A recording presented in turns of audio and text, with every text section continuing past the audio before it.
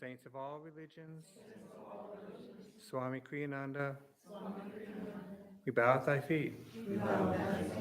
Divine Mother, awaken within us a yearning for thee alone throughout our life, till it ends in your light and love and joy. Om, peace, amen. So we'll do a little chant, a little short meditation, and then we'll get started. This is Steve. Steve is our co-director of Ananda House with Jane. Yes. Sure. Yeah. So when I do the chanting, move the mic. Okay. You move it? Okay. So I'm going to do a chant now. Yeah.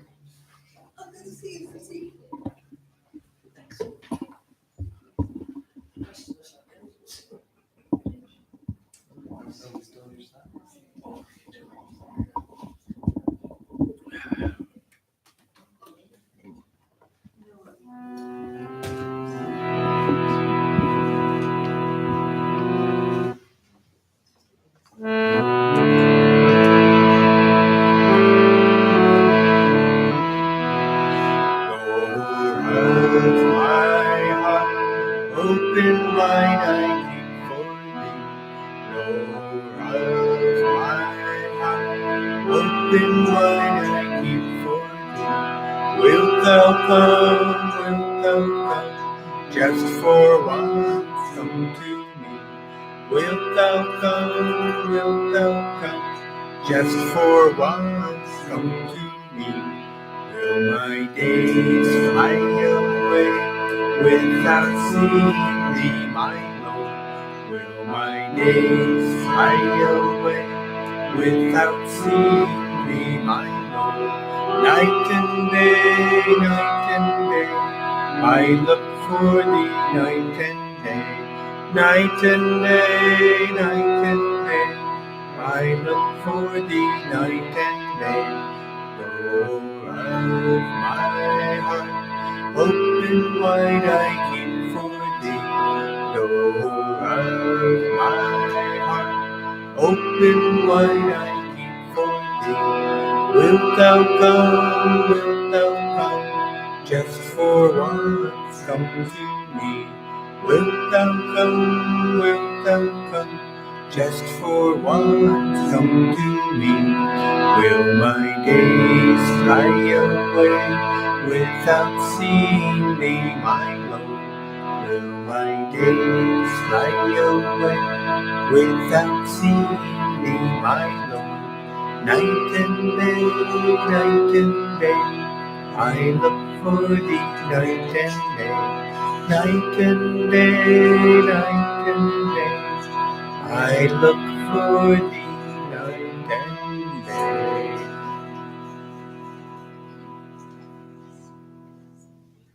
Let's sit up straight, focus our attention at the point between the eyebrows.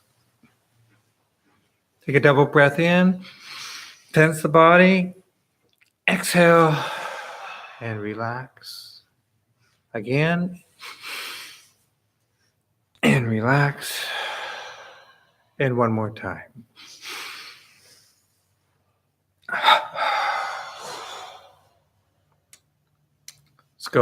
Let's let go of all the trials and tribulations of this week, of this day, of the last hours. Let go of all future thoughts. Be present in this moment.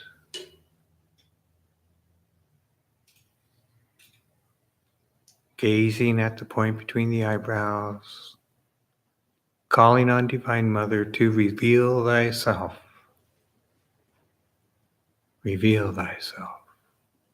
We'll meditate for just a short period of time.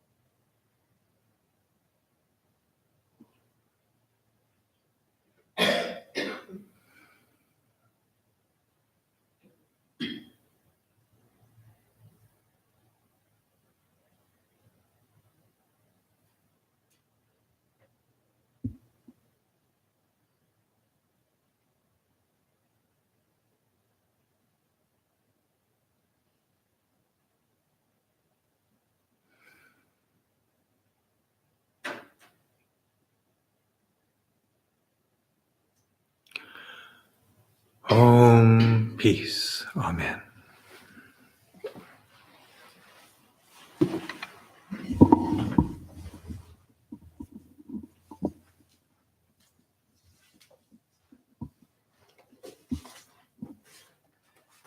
Well, thank you, folks, for coming. My name's Hanuman, and almost lost him. I'm the founder, one of the co-founders of Ananda House up in Portland. We've been in business now since 2011, but the story goes back much further than that. I'm, by profession, am a nurse and have worked in the field since 1976. One of the reasons why Ananda House exists today, well, the primary reason it exists today is because of Swami Kriyananda. He wrote something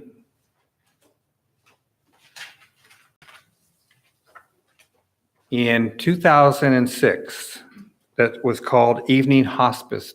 Are you familiar with this? Some of you are? Was there when you wrote it? All right. Do I have the year right? Pretty close. 2005, Could have been 2005? Okay. I tell you, it's a hard time. You got to put your dates down on everything. Everybody says, I'm losing my memory. Well, you know what? You're not alone.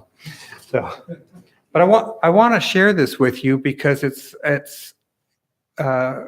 already from talking to a number of folks, I'm getting the idea that people think that Ananda House or any assisted residential place is a place where you go for the last few years of your life. And I want to tell you that's the furthest from the truth. Ananda House, its purpose is to fulfill Swami's 12 precepts. So I better read this, otherwise I'll go off onto another tangent. And I want you to hear this very clearly, what he said. The letter was called Evening Hospice. The word hospice is defined in my dictionary differently from modern usage. It means a lodging for travelers, especially one kept by a religious order. Why evening hospice? Because other alternative words, twilight, sunset, suggest a sense of loss. Evening hospice will be a place of retirement for elderly people. Every effort will be made to make it a true alternate home for them. So I'm going to stop right there, and I would say that what Ananda House has become is, well, first of all, elderly is a perspective that gets changed as you grow older, right? We have people at Ananda House that are in their 70s. I think that's relatively young these days. We have people that are in their 90s, and they act like they're in their 70s. That works. Or younger, yeah. So it's age is not so much an issue. And although we have to realize the body is getting older, the spirit never does. In fact, you talk to anybody, unless you're having a bad time with your body, most people feel like they are much younger than, in their minds at least, than they are in their bodies. These bodies are going to go away. The soul never dies. So we want to nourish the soul, number one. A frequently repeated theme in the Bhagavad Gita is the importance of preparing for death. Death is the final exam of life. In old age, especially, people should be readied for their final exit into a better world, a better future, and if possible, liberation from all earthly ties. One of the things that Swamiji suggested is that it's not, he felt like many people could become Jivan Muktas in this lifetime. That means liberated. So the mark sounds high. You might think, well, I'm not having any special experiences that would tell me that I'm going to be a Jivan Mukta, but don't short sell yourself. You, for those of us who are working out in the world, that perspective, the paradigm is very different. We understand that.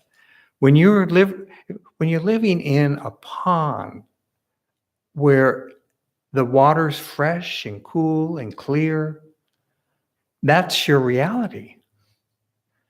If you get moved from that pond into a mud puddle, that's your reality. We have a pond, fresh and clear, throughout Ananda. And we want to, through places like Ananda House, continue that until we drop the body. And that's all it is. It's just a vehicle for the soul to finish up whatever karma it needs to, and then move on into the light. If we have more karma, great. We're ready for it. We get a little rest, come back, and we'll do it again. But because of the work you're doing now, you're going to come back into a situation 9 times out of 10, it's going to look something similar or at a higher level than where you are now. So don't sell yourself short. Swamiji says here, counseling should be given both to groups and individuals with a view of helping them in the following ways. To face the past. We all have past. To relinquish attachments. We're moving away from a lot of attachments. If you look at your life now and what your life was like 10, 20, 30 years ago, you don't have the same attachments, or you don't have as many attachments. They're just of no interest. To accept past errors without regret as simple facts, trying to see that it was God through their imperfect understanding who did it all. We are a part of the divine. God flows through us to the extent that we can be a channel for that light, getting the ego out of the way. That's the big one, right?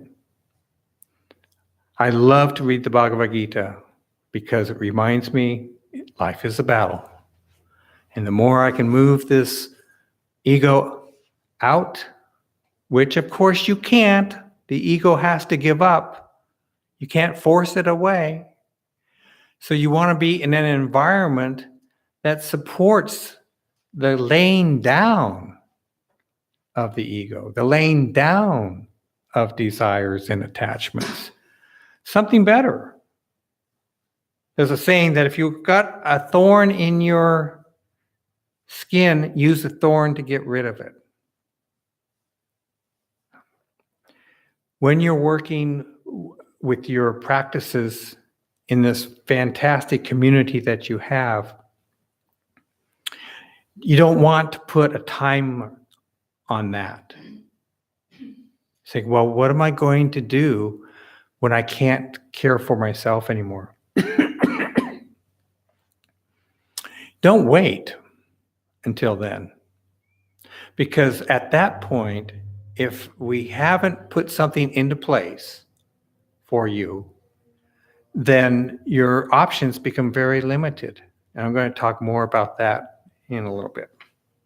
You want to release the grip of the ego consciousness. You want to release one by one every desire and attachment into the supreme bliss. How do we do that? How do we release anything into the supreme bliss?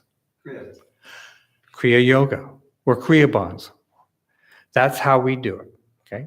There's other ways, but Kriya is one very, very good way in which we can release everything. We want to offer every regret into God's love and infinite consciousness. We draw the energy up to the spiritual eye. We offer ourselves into that light, and we receive the grace of God. all in one full breath. If we're doing those practices daily, if we're thinking of God daily, and I'm not even saying every moment, but at some point, we're all going to get there. Because there won't be an interest in anything else. Everything else is just mundane, boring, not of interest. You see an argument going on. Do you want to engage in that? If it's your dharma, maybe so. But otherwise, there's a lot of stuff out there, a lot of violence, verbal violence, abuse. You don't need to be a part of. There's an old story about an Aikido master. He said the first stage in Aikido is that you learn to defend yourself. So when you're walking down the street and somebody bothers you, you can do your Aikido moves, and you'll be able to defend yourself. The next stage is the perpetrator will be walking on the other side of the street, and you'll be walking past them, and there won't be any engagement. There might be some energy connection, but there's not going to be an engagement. And the third level is you're not even on that street anymore. And that's what meditation gives us. That's what Kriya Yoga gives us. Is we don't even have to be on that street anymore. God won't guide us there anymore. And so places like Ananda House and Ananda Sacramento are here. They're havens for those of you who want to take this life to its optimum. You want to be able to forgive past hurts and betrayals, to give universal love to everyone, even to so-called enemies, to help them see that everyone is motivated, however misguidedly, by the same soul craving for Satchitananda. The old saying is, if I could have done better, I would have done better. And that's hard to take sometimes, but it's really true. Who wakes up in the morning and says, I'm going to see how bad I can be? Because we already know about karma, right? So we wake up in the morning, we do our kriyas, we do our meditation, affirmations, whatever our yoga, whatever our energizations, we can go on. But we prepare ourselves for the day. Then we go out and we try to bless the day. That's really all we're trying to do, is to bless the day. We're not battling the day. We're saying, how can we be a blessing today? You want to be able to concentrate on infinity, practice devotion, and learn to overcome fear by realizing that we are not this body. He also says that it would be nice if monks and nuns could take on this work as their form of self-support in divine seva or service.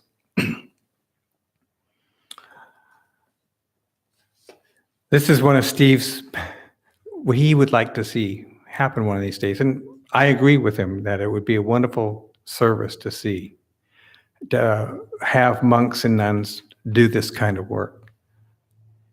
But I don't think we have to put a label on anybody that they're a monk or they're a nun or they're this or they're that. All it takes to have an Ananda House is an open heart. The rest will come. An open heart. You don't have to be a nurse to have an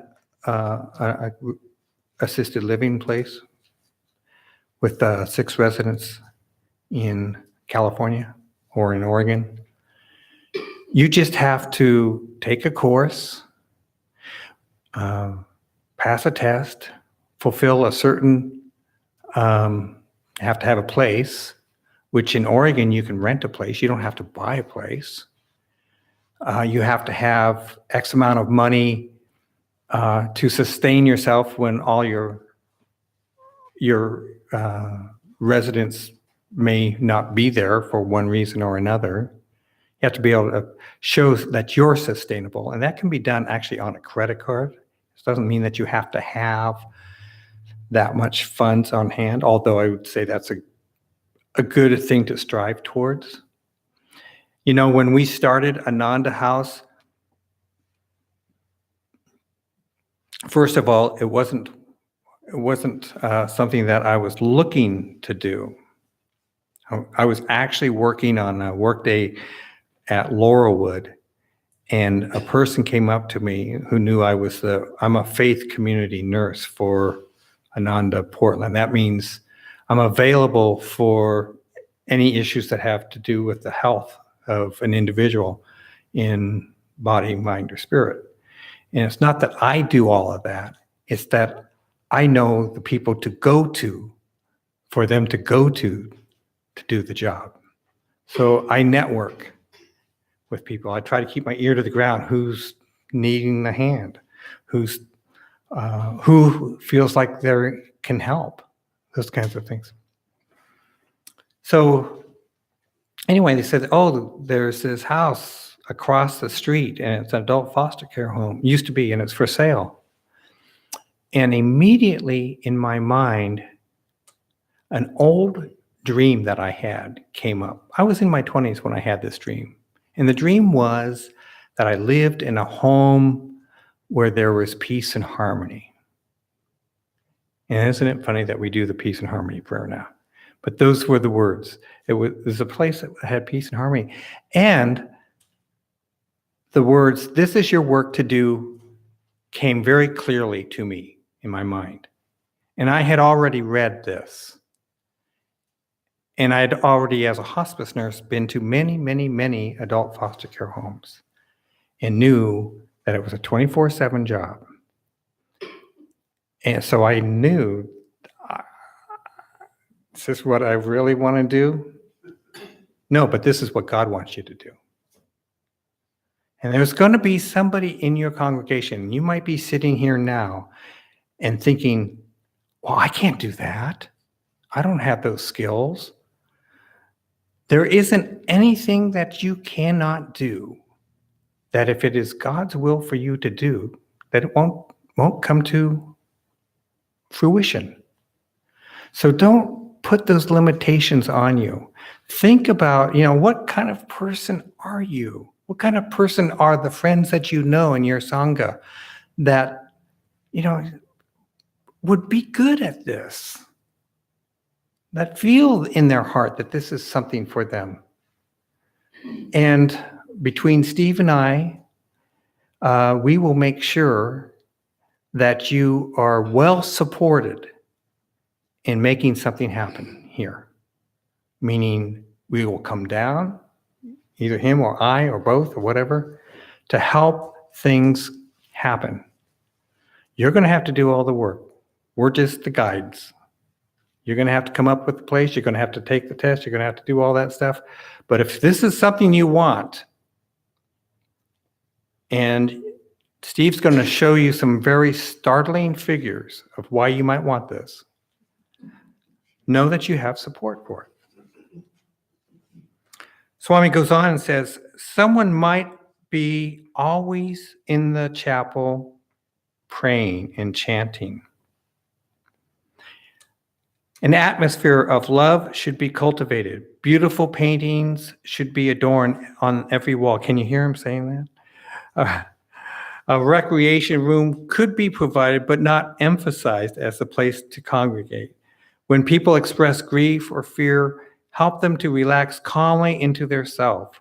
Help them to see death as a great adventure, a release from physical bondage and mental limitations. Every effort should be made to focus their minds, their hearts on beauty and harmony, kindness and love. So when I read this, and probably 2005, this one says 2006, I said to myself, if we start this when we're in our 80s, are we going to really get there? Maybe. It's very quite possible. But I knew that I wasn't going to get there. And that's what's important.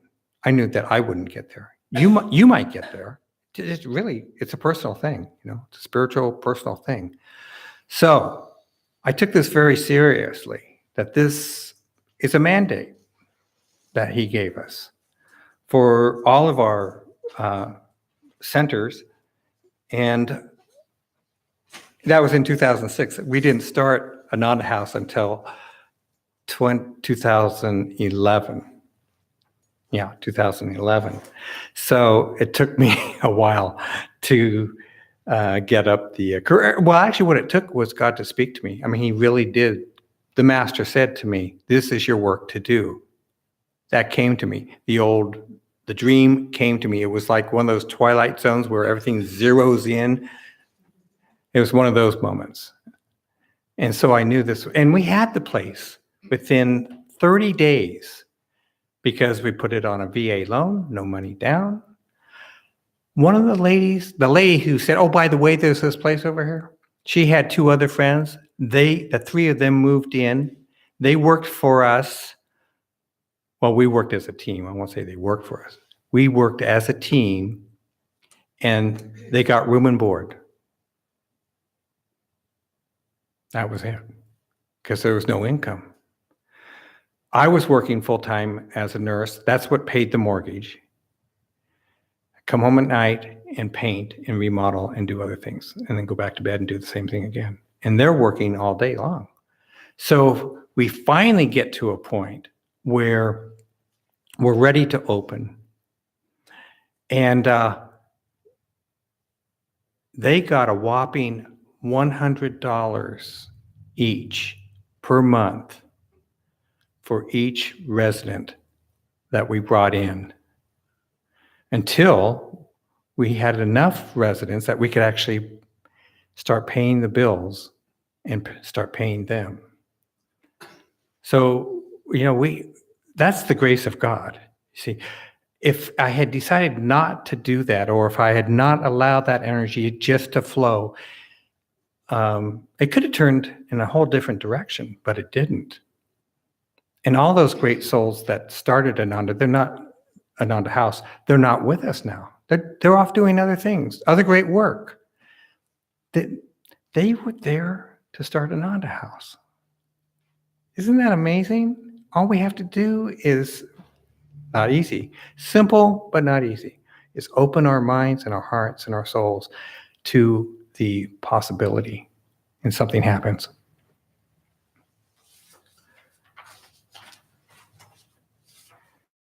So how does something like this, how do we create what Swamiji is telling us to create here in real terms? We came up with a mission statement, and I'm not going to read it all. I'm going to leave these papers here for whoever wants to make copies, and then you guys can have all the copies you want. But this is a mission statement that we've written. Mission and values, and I'll just tell you what the values are. You figure the mission pretty clearly. It's to serve God through others, in a nutshell. But the values are terms you're going to remember yourself, that you've heard at Ananda forever. People are more important than projects. We said projects because this goes out to the general public. Where there is right action, right outcomes will prevail. Say yes to life. Be even-minded and cheerful. An environment is stronger than will. These are all the things that Swamiji has given us already, applied to a work. And when we are applying this to anything that we're doing, good things start to happen. We also at Ananda House have 3 meditations a day, vegetarian cooking, yoga, activities, gardens. People can garden. We go out. Ananda Portland is set up in a way that we have a community like you do here. And so we're looking at the people in the community and thinking, well, who needs help? Who's going to need help? And the first thing that we do is talk and see how we can help. Okay? You're in charge of your own life. You have to make the decisions that you make. And we're not going to push anything on anybody. But in one example, we had a fellow, his name was Joe Gamble. He was a good friend of mine. Joe was an electronics engineer.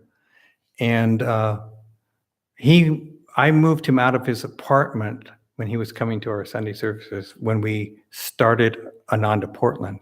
And he became a founding member of Ananda Portland. So he lived there for many years and by himself. He partook in the meals and did all the things that you guys are doing now. So you automatically, Ananda gives you an activities roster, right? You've got things that you can do, more things than you probably want to do. Sometimes you got save a days, you got this and that, and cooking and whatever is going on. Who's going to do the flowers today, this Sunday? Who's going to clean the chapel? All those take volunteers, take help. Well, Joe was willing to help in any way he could, so he did. So when he got to a point, though, when he couldn't really live by himself anymore, we suggested a roommate. And the way we worked that out is he would choose his roommate and he would work a contract out with them. We didn't have anything to do with what the arrangement was, except that the roommate, this was my part, the roommate had to be able to cook him at least one hot meal a day, go out and do the shopping for him because he was blind and nearly blind and shouldn't be driving anyway, and keep the house clean. So whatever Joe wanted to work out as a deal for that, that was the deal. So we did that for about a year and a half. And then Ananda House opened up. And Joe and Gyan Devi from the village, some of you may know, were our first people to live at Ananda House. And they didn't see moving into Ananda House. They knew that they needed help. But they also saw that this was something, they were founders of a work. They were the ones that were the courageous two elders willing to move into an unknown situation. And from that, we've got Ananda House. We have now, we're full. We've been full for quite a while.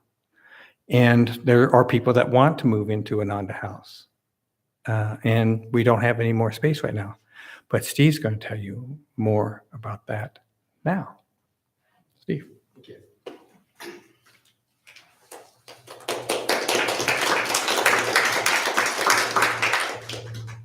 Well, I'm kind of chained to this area right here, so I could take the microphone. I just hold it, or put it right over here. Does this come on? No, but it's getting recorded for posterity. No, there's actually somebody up at Ananda Village who wants to hear this because they have somebody that they would like to come to see us. All right. So you've seen what we're covering. Right now it's about 20 minutes out. And are you hearing me okay? Yeah. Recording level? Okay, good. Well, let's go on here. So we've heard a little bit about the history and how it got started and interesting stories. And I want to talk a little bit about what our environment is like. First of all, I want to show you in pictures very quickly. I won't have much time to say much about any of the pictures, but you'll get a chance to actually see what the environment looks like. And it'll give you some ideas. And then I want to talk about some of the plans we have and some of the things we're doing right now. But as a little introduction, a personal journey, how I got here. I was actually in Seattle working on a PhD in physiology and wanted to understand how the brain worked, but life happened, and all of you have your own stories about what happened that brought you here. And I discovered I was really more interested in how my brain worked and more importantly, my relationship with the divine. And I was really motivated to get involved in serving people in some way. And I chose to be volunteering at a crisis center for 3 years. And then later on, much later on, I did another 6 years setting up a neighborhood center in a poor area. And I think one of the reasons why is as I got closer to God, I got closer to the realization that we all are one. And that there were some people who needed something that I could offer. And I did it whenever I could. My first attempt to get to know God better involved Buddhism. And then I got, through some connections, interested in Muktananda, Swami Muktananda, and lived in his ashrams for a while. But one thing led to another, and I ended up getting back into the world, and I had quite a bit of technical background, computer science, and I got a job as a software engineer. Met my ex-wife, and we raised a family. We kind of drifted away from meditation, spiritual practices, going to Sunday at church, and I got very dry spiritually. And when I actually found myself again, it was actually interestingly through the exercises of St. Ignatius. And actually that led me to Yogananda, go figure. But I toured the Ananda communities, and I put 14, but I think it was actually 15. And one of the first things I noticed is that the population was aging, and there was absolutely no provision for taking care of elders whatsoever. And I said, oh. Well, and then I started to remember, kind of like what you were talking about with your dream, that I'd always been interested in elderhood. And I began to view that this was a sign that I needed to actually work in this area. And that's when Hanuman and I met at Ananda House in Laurelwood. And I have to say that the observation that there wasn't any provision for elders in Ananda communities meant that they were fundamentally not sustainable. Because if you can't have a community that has everything from babies to those people at the end of their lives on this earth, all cooperating together, all in their community together, then it's not really for human beings. It's for young people or people up to a certain age, and then you go kick them out. I don't know where they go. And that's what we're really trying to address. I don't think we are advocating in any way, ship them all up to Portland. No, we'd like to see something start here. And we, as Hanuman said, we'll be here to help you. Just ask. So, also up on this dais, I'd like to introduce you to Paramahansa Yogananda, who said environment is stronger than will. And what we try to do is we create an environment at Ananda House. And here we are all together. These are some of our current residents. Maybe you recognize some of them. Stephanie, yeah. And some of you might Stephanie know Sandin. Ruth Ormondroyd. She Yes. lived up at the retreat center. Meditation retreat. Yeah. Yeah. She also lived in Portland earlier. Jackie Sorella. We just got Jackie and Stephanie from Seattle, Washington. And they've got a third one out there that we could. I mean, Yeah. And then this is Val. Val Hammond. Val Hammond was one of the founders of Ananda Portland. And before Ananda Portland got a community, and just had meditation groups and stuff. Singers and stuff would come through, the ministers would come through, and Val would oftentimes open her house to people just for that. And that's Johanna. She's our Buddha. Johanna Smith. And That's Maury. Maury Boffman. And Jane. Jane Kreitzberg. And Michelle. Alderman. Michelle is our first certified Ananda caregiver. So Also a nurse.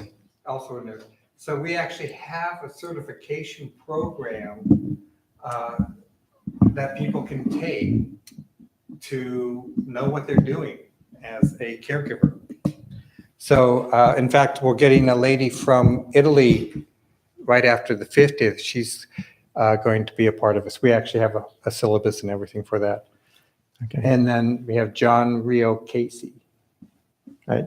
And Mari Hanuman and Jane and I are the co-managers here. Okay. Well, gosh, we could take a long time on each slide, but we're really trying to provide compassionate care to our elders that join us here at Ananda House. And they're really community members. I mean, the main thing to think about with respect to Ananda House is that it's an ashram community. And if it existed with another community it can add to it, or it could be actually on its own as the nucleus of a new Ananda community. And it was really that part of Yogananda's message that struck me in my heart more than anything, to build communities that young and old could be together. We are focused on establishing, I can see I'm getting in the way of some people. It is focusing on developing one's connection with God, and that's first and foremost what we do. So we have, as he said, the 3 meditations a day with chanting and prayer. We do have people visit from the other communities and join us. And one of the things that we find that is what brings us all together is the preparation and serving of food. And so I'll just show you some pictures from some of our residents and their family. Cookies at Christmas.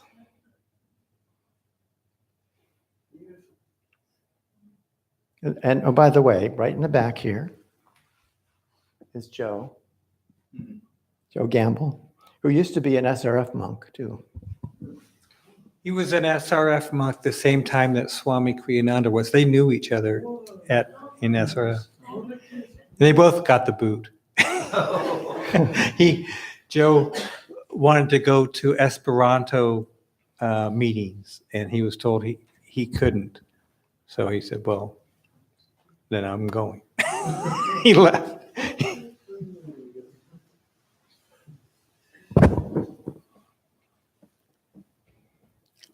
And do you know Janaka Devi in the foreground there? Yes. Yeah, they live right across the street. Vyasa and Janaka Devi. And we certainly, I mean, one of the things that we see happening is certainly the blossoming of friendship. One of my favorite poems is Yogananda's friendship poem. And it just always comes to mind when I see these two together.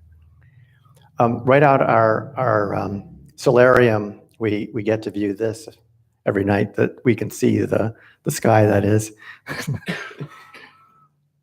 And we also have pets.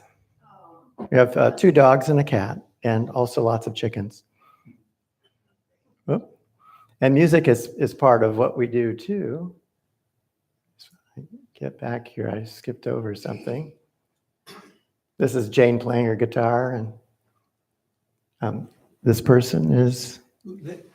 This is Lynn Shirley, and she was a teacher at our Living Wisdom School and also the secretary for the church. In Portland. And also art. And we have some of the EFL kids come over and visit too, which is really sweet. They did, last time they were over, they did Christmas carols for us. And so really, there are three things that are the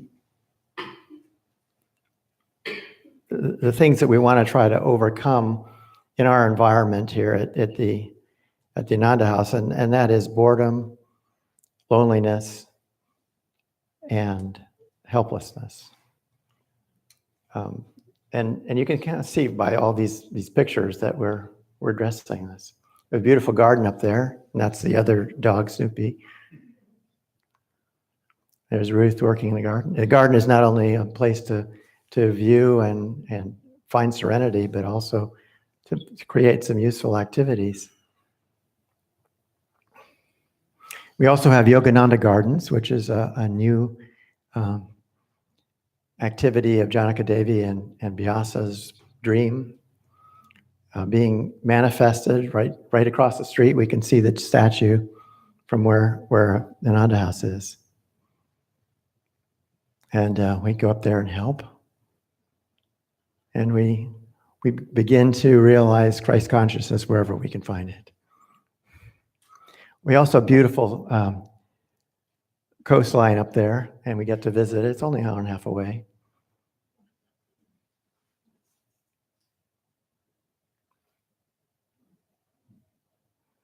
And Jyotish and Devi have visited many times. We've had tea there. And one of the things that they've said is that we need to move this work out into the world. And so that's one of the reasons why we're making this tour. It's our need for residential care that we want to talk about now. And hey, wouldn't it be nice if we could live forever? Well, not really. But we could work till we drop, right? Yeah, okay. Well, hey, we wish, or at least we would like to be in a caring environment if we couldn't continue to do everything we could to take care of ourselves. And it would be extra special if we could have our spiritual family with us as we go through those final stages of embracing God. So, steps towards what I was referring to as sustainability of our communities is understanding those issues of aging, what those needs will be, and determine what kind of long-term care we'll need to put together and what we need to do to prepare for it personally. But assess the community needs that have to depend on the individuals that are actually in there, and develop a network of helpers. And I think Karuna, Beth Kinsey had come by and given a talk about ideas for doing that. How to go about preparing some of the documents you need at the end, and identifying helpers and what you need to do to organize that. And all those things need to be done. But what I want to focus on right now is what happens when somebody needs 24-hour care.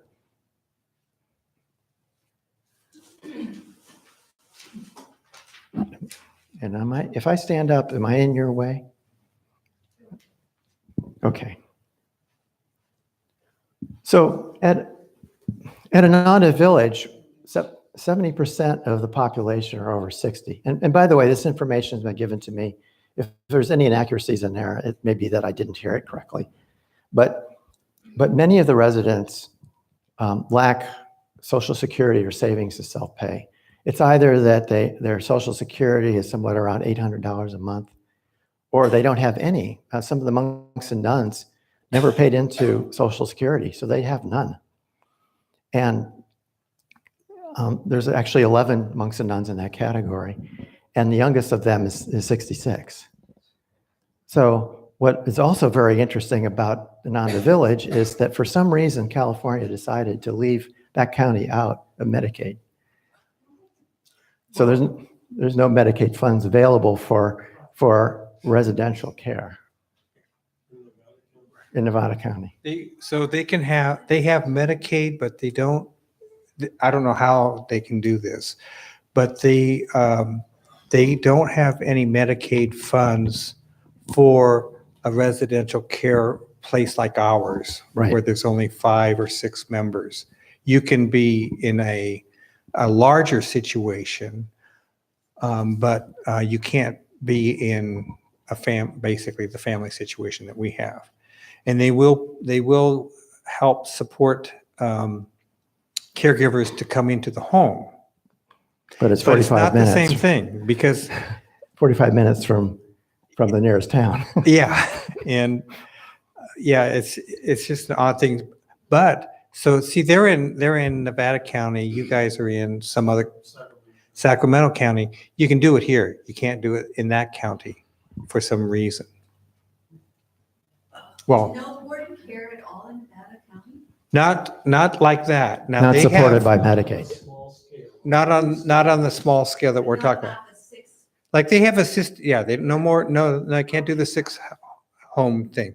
They've got assisted living there, like every place else. They've got skilled nursing, like every place else. But they don't have the home environment. They just are not Yeah, putting any funds. What in we it. think happened is that they realized that there probably would be quite a demand in more populated areas, and they kind of pushed the funds that way, thinking, I guess, there were nobody in rural areas who might be old. I don't know. But generally in the U.S., there's 78 million approximately baby boomers, and those are people who were born either 1946 or to 64, and are turning, those baby boomers started turning 65 in 2011. In 2030, that means 20% of our population is going to be 65 or older. And so there's going to be quite a need to take care of people, but according to the American Association of Colleges of Nursing, there's going to be an anticipated shortage of 800,000 nurses. There's currently only about 1.4 million beds for residential care in the U.S.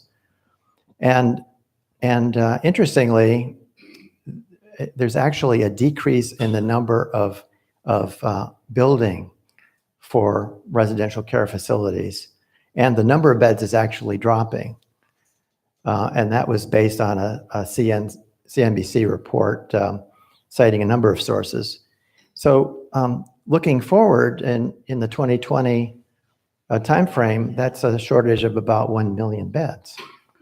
So, I mean, if Ananda Sangha as a whole doesn't address this issue for themselves, looking outside may not be an option unless you've got lots of money that you can afford to pay for care. Let's take a look at that. Now, this I researched the Bay Area, and this area is probably less expensive, but yeah. Okay. It's about $11 an hour. Yeah. The person gets paid, but then the agency will charge up to like 30. Right. That's kind of the situation. So the average of both the people who could in that area be more like $15, $16 an hour, and what the agencies charge, which is maybe more like 30, is about $23 an hour. The daily rate I didn't put in there, but if you had 24-hour care for a month, that would be on the order of $6,000 to have somebody come in your home and take care of you. Nursing home care. Now this is like skilled nursing, 300 to 400 a day, which would work out to be 9,000 to 12,000 a month. And then for the kind of residential care that we provide in Ananda House for small numbers of people in a home, the range in the Bay Area was 4,600, 4,700 to 6,375, or 25 actually. Average was about 5,600 a month. So there's a really good resource for this. I mentioned it on the bottom here. This is one I found afterwards, this Genworth site. has a calculator that you can get on and actually see what the rates are for your particular area. So why aren't we prepared? Well, you know, I think it's, although I think it's less for us because of our spiritual work than it is for others, just not wanting to think about it. But it also could be that we think that there could be a partner, friend, or community that could take care of us, and so we don't have to worry. But a good part of it is also not really understanding the likelihood that we are going to need residential care at some point in our lives. And it could be lack of funds too. So if we don't have money, then, well, we know we're not going to be able to pay for it.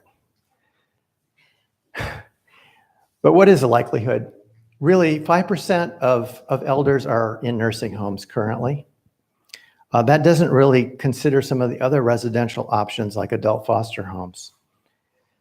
But according to the Urban Institute analysis that was done for the Federal Health and Human Resources Department, 50% of all elders will need some residential care at some point in their lives. And that's not just having somebody come into their home, but actually be in some place that's providing care, because there isn't a capability of caring for oneself. The figure for needing some kind of care in home or otherwise is 70%. And the way to look at it here is, some people say, well, 5% of elders are in nursing homes, so that means only 5% of elders need nursing. That isn't really how to look at it in terms of individual human beings.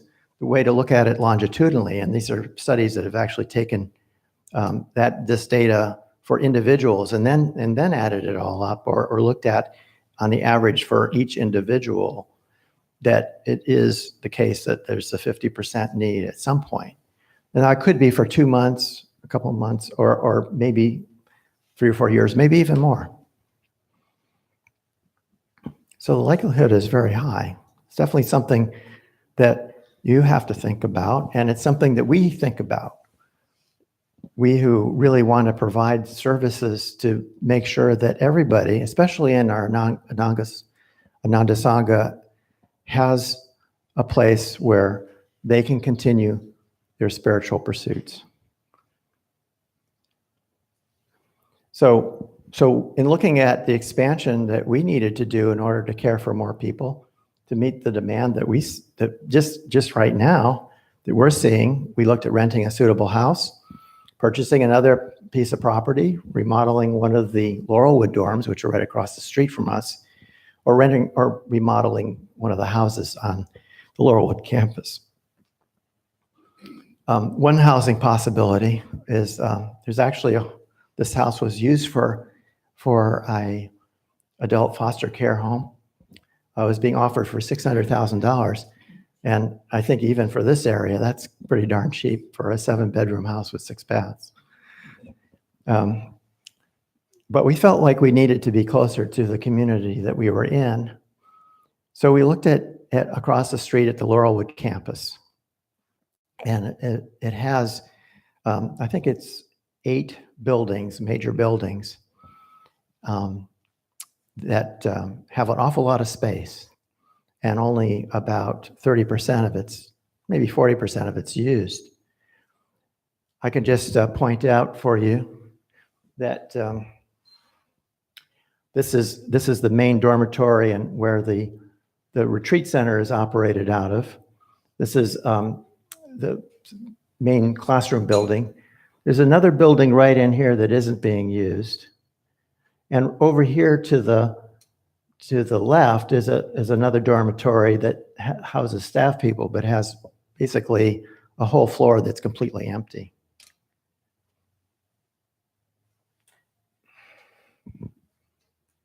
So let me just skip what I was just about to say and say that there's also a number of houses that are being built in the vicinity of Laurelwood. And this is the floor plan for one. And this has 4 suites right here with kind of a wet bar that is just inside the living room area. And these are being rented out right now by the owner, Santosha, who is wanting to have an ashram there. And it's, again, That's actually on Laurelwood property. yeah. And right now there exists up at Laurelwood independent living rooms currently that are basically dorm rooms, but they're in nice shape. But our plans for looking at creating more space within the Laurelwood dorms actually involves renovating them to become more elder friendly by creating ADA compliant bathrooms that are shared between 2 rooms. And there's 1, 2, 3, 4, 5, 6, 7, 8 that could be put in on that floor, along with a chapel and a kitchen and a recreation room. And notice here I say children's recreation room because one of our hopes is that we can bring both children and elders together. It's a magic combination. It creates God's love on earth, having elders and children together. So, but what we actually settled on was putting together, as being the least costly option that we had available to us, a new Ananda House location across the street on the Laurelwood property in this home right here. It's I can show you with a solid model here. It's a 4-bedroom room where these bedrooms here are actually pretty large and big enough for doubles possibly.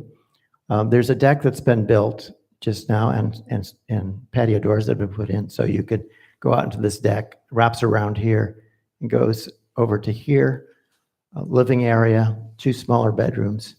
So we could have up to 6 if we had shared, or 4 if we don't, with a live-in caregiver who we could build out a place in the garage area, which is also very large. Are you preparing the meals in this too? Or you have to do?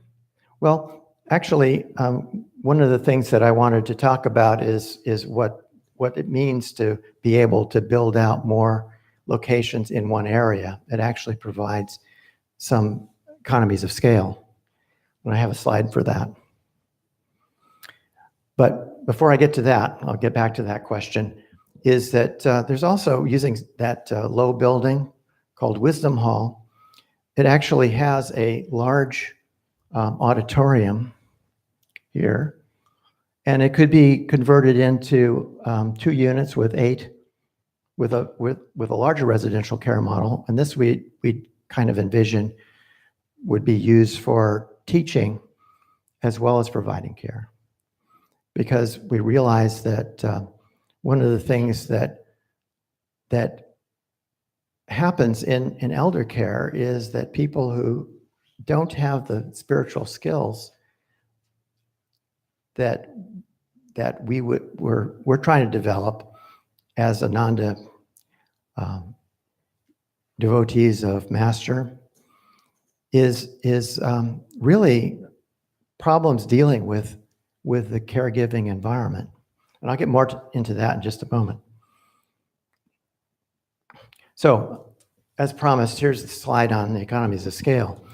All the administrative functions and all the bookkeeping, all the dealing with the state, the keeping track of medications, shared operations such as cooking, we conceivably do in one place and have meals available to be reheated. Cleaning, we could have one person go between the 2 homes or however many facilities.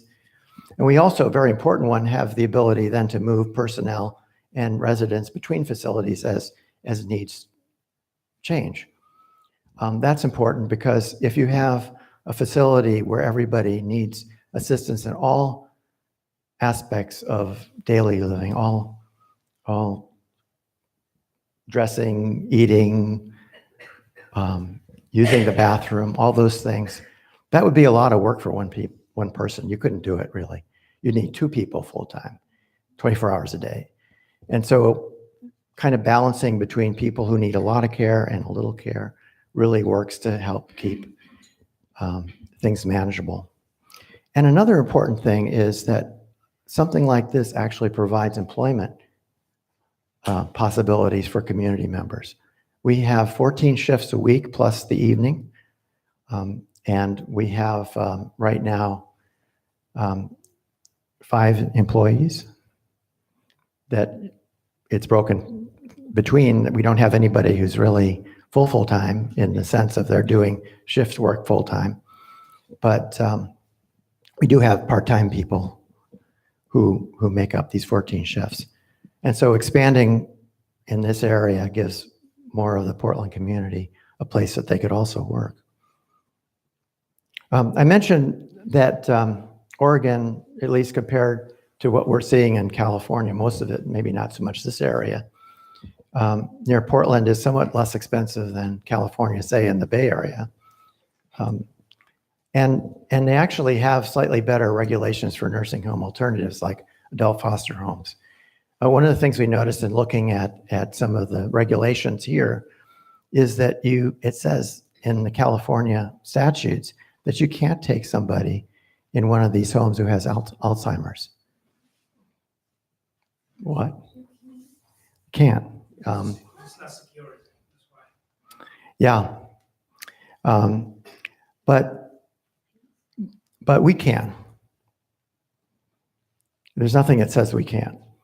It's a matter of managing it. You put alarms on the doors. You don't need to have a locked facility. And the other thing is that Oregon Health Plan, which is like Medi-Cal, has really quite a great set of features too, which I'll get into. And Oregon's also rated in the top 8 of the states for long-term care by the AARP, Washington State being number 1. Oregon's number 4. I'm sorry, could you go back and repeat the thing about Alzheimer's in blah, blah, blah? Oh, in the small home-based residential care facility, Okay, the California statute said that you can't have somebody who has dementia. Actually, it's actually more general than just Alzheimer's. Alzheimer's comprises about 70% of that population, but on the Oregon Health Plan, it's for U.S. citizens only residing in Oregon, but there's no waiting. So if you move to Oregon, you can apply. It takes about 45 days for approval, 90 days if you're disabled. The non-disabled income cap is $12,490. And it includes not only the routine medical, surgical, hospital, but it also includes eye care, dental, and mental health. So it's a nice program. Can I just ask a dumb question about Sure. $12,000 whatever dollars? What does that do to someone who has relatively zero income but has some savings? It depends on in what form that asset is. There's exemptions for owning a house, which kind of doesn't really do much for somebody going into an elder care facility. But if you did have a large amount of money saved, then that could disqualify you. What happens often is, at least in Oregon, people they get down to $2,000. When you're down to $2,000, then you are eligible for Medicaid. Is that a month? No, that's their savings. Total savings. So their total savings, once it's down to 2,000, then they come on to Medicaid and they get their it's the same in California. yeah. So it's a pretty good healthy net. But the difference is that if you need that kind of assistance finding the place that takes the Medicaid person, which many people are going to end up on Medicaid. And assisted living places, most assisted living places will take a portion of Medicaid, but they can't take all Medicaid. So like for us, we can afford one Medicaid person per 5 residents at this point. We'd like to be able to do better than that, but the pay's less than half of what our private pay is.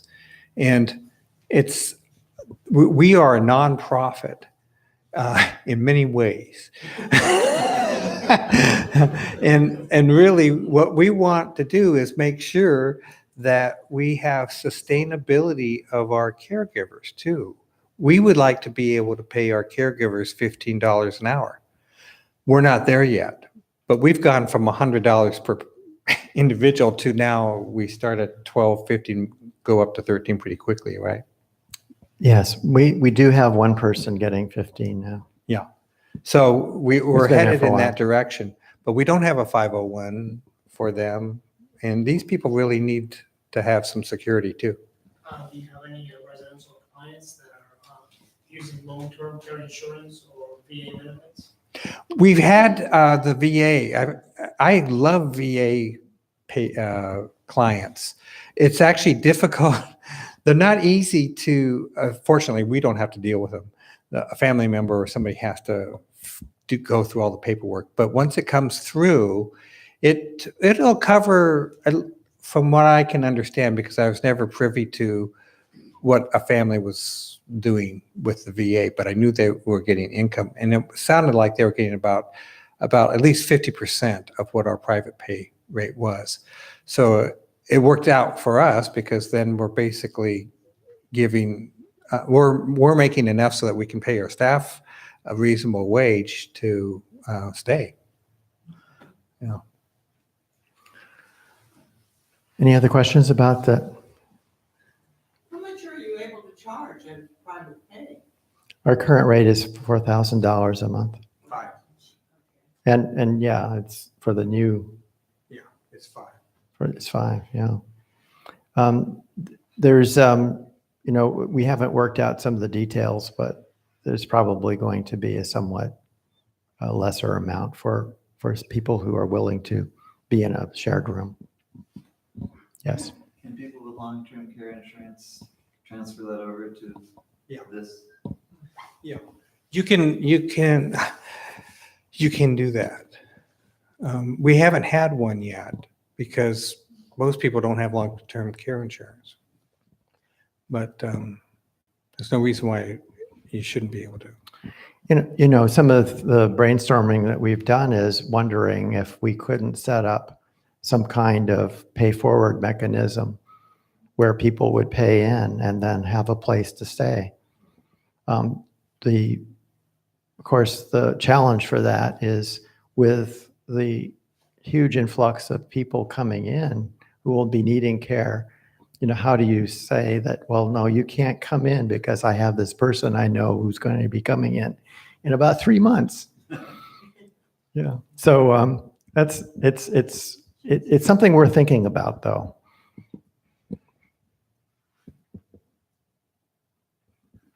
Okay, the next thing, and we're running out of time, but I think it's important to realize that one of the goals is to spiritualize elder care, because I kind of alluded to some of the issues that were happening in the field, like people were getting burned out. There's a high turnover, 60%. And reminded me of this quote that you all know, that really utopia must spring within. We need to work on our own spiritual connection. And by doing that, that makes things work around us, to paraphrase what Yogananda is saying here. And so in elder care, there's a lot of challenges. They're psychological, they're mental, they're societal. In doing the work, there's interruptions and crises that happen all the time. And, if you're the kind of person who has lay out everything in your life and it's all going to happen this way and then I'm happy. Elder care is not like that. People fall down, they get sick, they need to go to the bathroom, and things happen. And then layered on top of this is what the state requires that we do with the medications. We have to deliver them on time within a half an hour of when it says in the physician's instructions that it should be sent. And we have to write that down, and we have to make sure that everybody gets their medication, not somebody else's. And so we have to be really focused on that. At the same time, you know, with someone who has inability to remember what happened a little while ago, and they'd like to see their daughter or their son, and they say, I need to see my daughter or my son. And you say, well, you just saw them. Well, that's not the right answer. No, that's not the right answer, because that's just going to upset somebody. So the positive way, and you have to be creative about this, is to say, well, hey, we'll give them a call and see if we can get them to come here, you know, and really show not only creativity and flexibility, but compassion for what this request is really asking for. And then, you know, there's that societal issue that elders and elder caregivers are not respected. There's little economic reward. Quite often shifts in many of these facilities are 24-hour shifts. 3 days, 24 hours. We don't work that way, but that's often how it is. And look, I mean, if you're a caregiver in a facility where people are coming and then exiting, you're confronted with your own mortality too, and you have to be prepared for that. And so, as I said, not surprisingly, there's a 60% turnover. But let's look at the opportunity. It's a great training ground. It's really hard to hold on to your ego, any outcomes or attachments in an environment like this. And hey, if you're really serious about advancing your connection to God, this is definitely a good place. Materialism is taking a back seat. If you're in it for the money, that's not going to work. And really, the thing that meditation really helps with is learning to be centered and have the ability to be in the moment. And that's to cope with all those interruptions. At that point, we are more creative in the moment than we are if we're thinking about the next thing we have to do, or what happened yesterday, or that somebody just yelled at me because I didn't bring them water within 5 seconds, or whatever it is that's happening. We learn to become more compassionate and understand that, hey, what if we were like Joe, for example, who couldn't see anything, would call out periodically and say, hey, is there anybody there?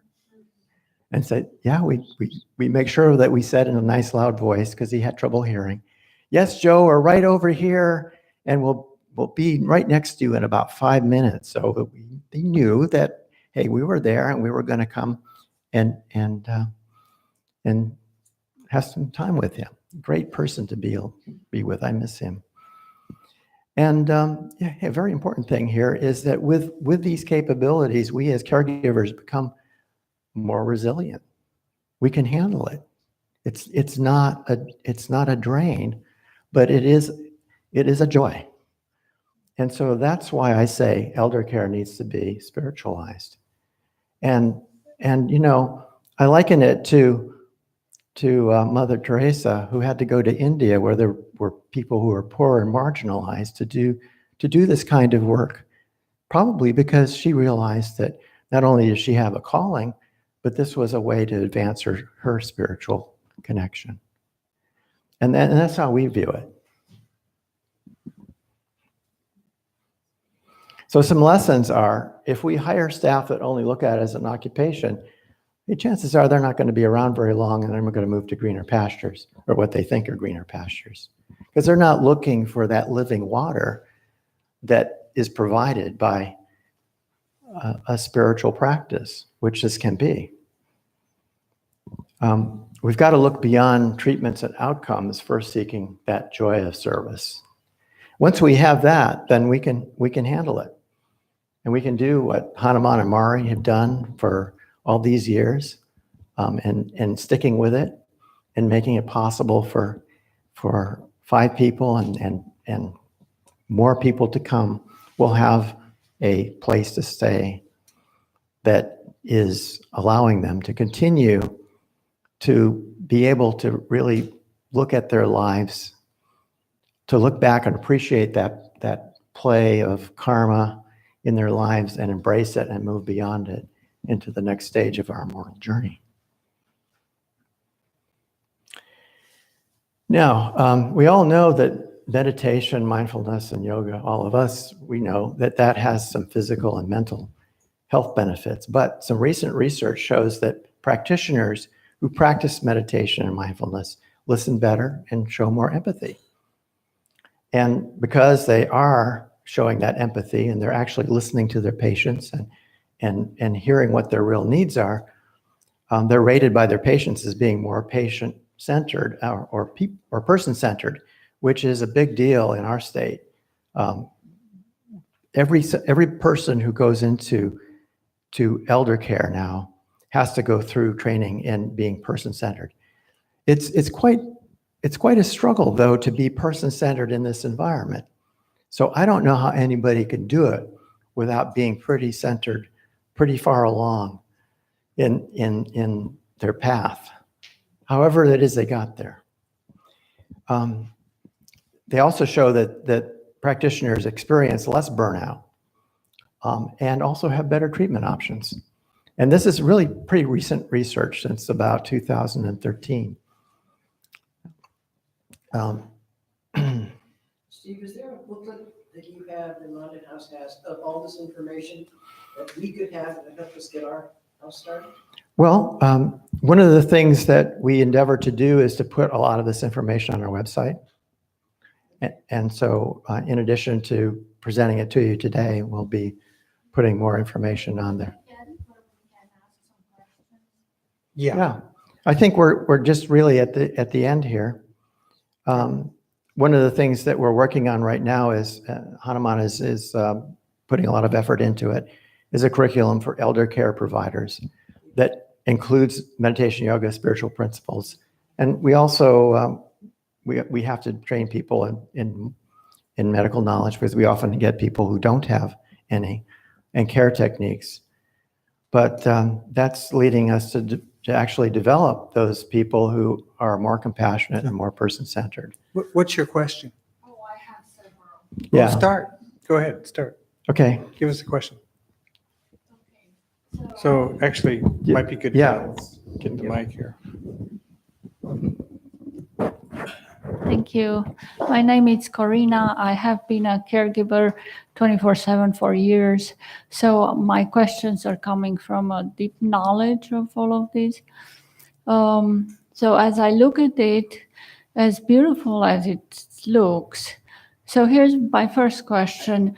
What do we do with the majority of the people at Ananda, which are not gonna be able to pay the $5,000 a month? So what do you do with them? So some of them, the few and lucky ones who can't pay, are benefiting all of these, and the other members of the community are you channeling them towards the governmental facilities for? Well, you've got a number of questions there, so let me break it down. Mm-hmm. First of all, we could only take, for us to survive financially, so that we have a place for people to live and we can pay our staff, we can only take one Medicaid person per 5 people, within 5 people. That might change depending on how the finances go. But it's going to take a lot more homes, first of all. And it's going to take a lot of different creative ways of caring for elders, especially our people that have worked for Ananda all their lives and they don't have any savings, basically. I don't have a great answer to that, but I do know that if we don't start now, where we are, we're going to miss the mark completely. Do you have? Yeah, I have something. Here, You have more why questions? don't you come over here and we can answer it and pass it by?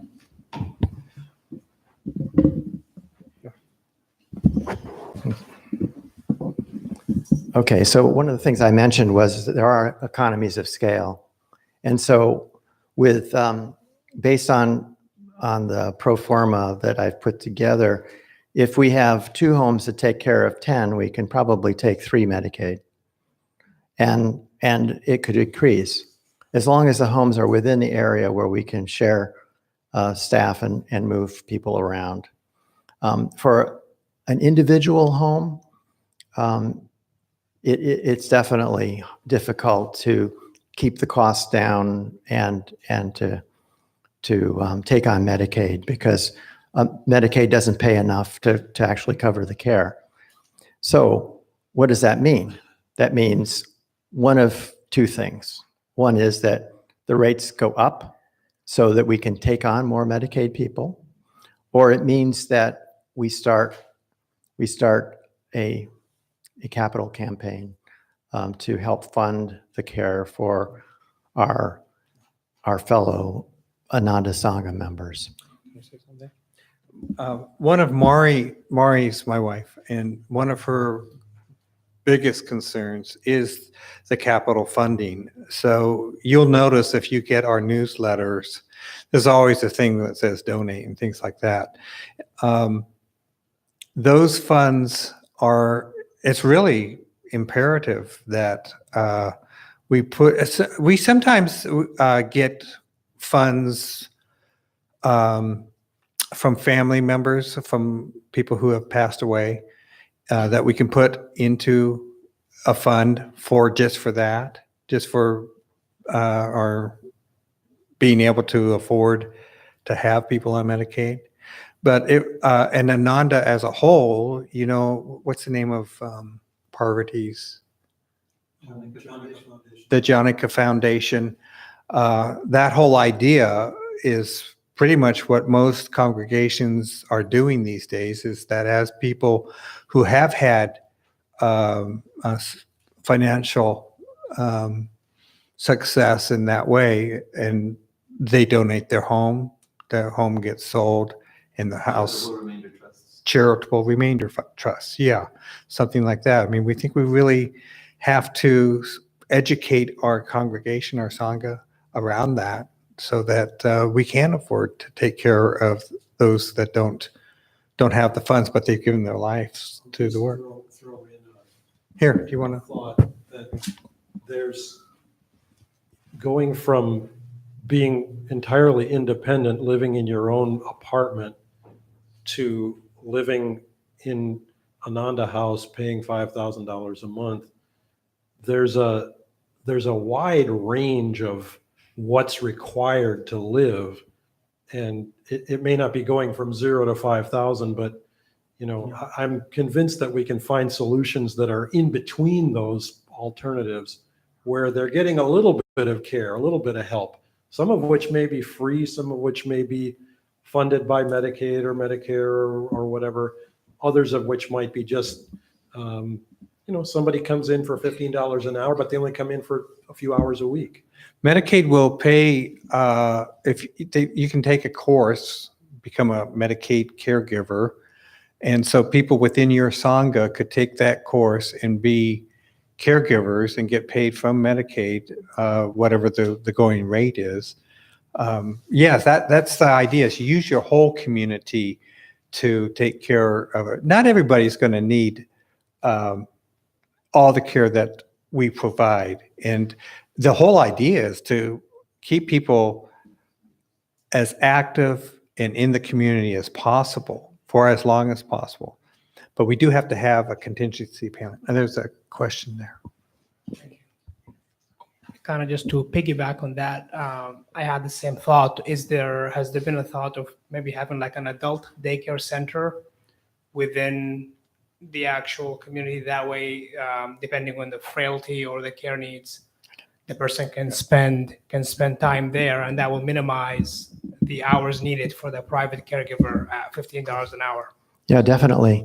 And to the extent that you can do it that way, it's very cost effective. And that was part of the vision of actually opening up space across the street at Ananda Laurelwood, is that we could take care of people who are in that situation, or just provide a place that I'm not sure what your apartments are like here, but do you have grab bars, and is there enough room to wheel around a wheelchair? I mean, one of the things that yeah. So one of the things that also goes along with that is actually having a space that has been created that's basically elder friendly. They actually have elder engineers now. Elder care engineers will go into your home and tell you what you need to do to make this home livable for as long as possible. And those things are going to be, I think, the 30-inch door or 36-inch door or 32-inch door. 32-inch door. So longer, wider hallways, grab bars, instead of knobbed doorknobs, flat, levered doorknobs, things like that. There's a lot of things that can keep a person in their home. Ramps, obviously, things like that. Yeah, we should be doing all that.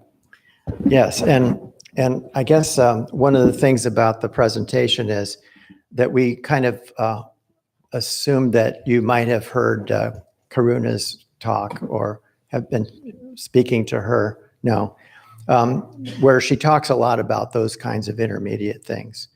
And one of the things that we feel is looking at the likelihood that we're all going to need some kind of residential care at some time, is that we need to be working now towards creating that space while also doing all those other things along the way, so that we have a continuum of care from the point where we just need some help to the point where we need it 24 hours a day. Yes. Yeah, so my next question was, what at this moment in your facility, what is the level, up to which level of physical and mental disability can you handle? Yeah. And what do you do? You said yes, in Oregon eventually you can go around or deal with dementia. What if that progresses? What if you get into with one resident that you have, you jump into a situation where you're not ready to handle? Well, okay. Right now, the way our home is set up, we could handle somebody who had dementia, who wasn't wandering up until whenever. In fact, it's a very important thing. I don't think we've actually used the word yet in the presentation, is that we provide progressive care. So somebody who comes to Ananda House can know that they'll be able to stay there regardless of their physical condition and regardless of their financial condition. So the two caveats to that, there are two. Yeah. One is they can't be a danger to themselves or to others. That's the number one thing. So we've had been in business since 2011, and we've had one person that has had to go to a memory care unit. Everybody else, and we have people now that have dementia They're not a problem. Yeah, but we all know that there is dementia that is a problem. Yeah, we do. And so for those people, we may not be able to help. But we may be able to keep them. Actually, we were able to keep one person for about a year and a half before she was an active wanderer and needed to be someplace that provided that service. So yes, we are limited, and we have to be clear about what our limitations are. Yeah. But we are a level 3 home. That's the highest level you can be in Oregon for care. So we can take care of pretty much anything that that is within the guidelines of our license. So you can't get any higher than a level 3, and we are that. That means care for all activities of daily living, up to and even including being confined to a bed and everything. And one of the things I guess to mention is that Hanuman, as you know, is a nurse. Jane is a nurse. And we have another nurse who's coming on board. And those nurses that are involved could make an awful lot more money working somewhere else, but it's because of that spiritual benefit that brings them to us, and they see that that's a service. And I think one of the things that we're finding is that there are those people out there, and having a nurse in charge means that you can deal with a lot more than the ordinary adult foster home can too, such as severe sores or some of the things that people who have problems with their diabetes and colostomy bags and things like that. So we're pretty much out of time, and we want to make available more time. So we're going to be here tomorrow. If there's a group of people that want to get together and ask more questions or brainstorm, I don't know what we. In the newsletter said something about after Sunday service. Are you doing that too? No. That's in Palo Alto. Oh. You could come, but it's a drive. I think it's tomorrow morning, like at 9 I or would something. just like to throw something out. A couple of years ago, we talked about doing this here. But the other thing that came up that might be a lot less expensive than going the licensed way, and I don't know all the details about how this would work, except if it went under Ananda as a church, as a family. You can't do it. We can't do it as a family and No. and just take your own members? No, you can't. No, you can't do it. It would basically, if it walks like a duck, talks like a duck, it's a duck. So the state's going to say, you're acting as an adult care home. You need to be licensed.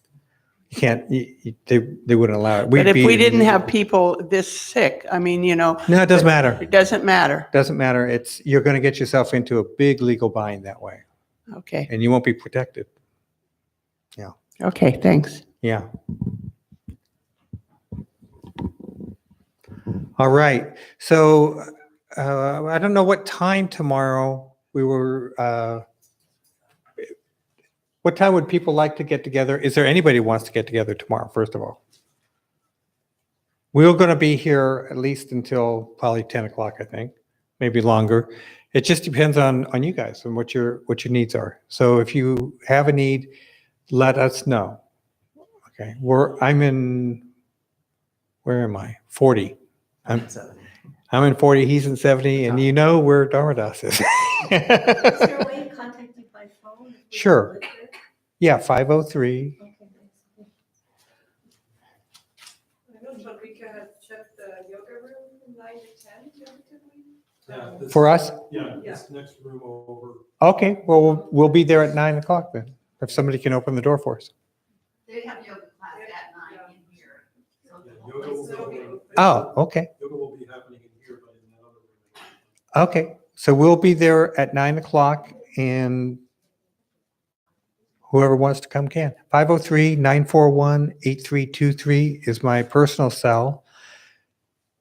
And the phone number for Ananda House is 503-596-2277. Thank you all for coming. Thank We you really so much. appreciate it.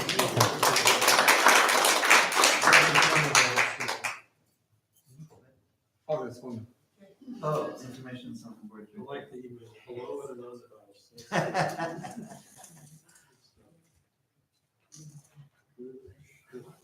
Okay. And our website is anandahouse.org. Oh, hey, if anybody's interested in getting our newsletter, you can sign up here.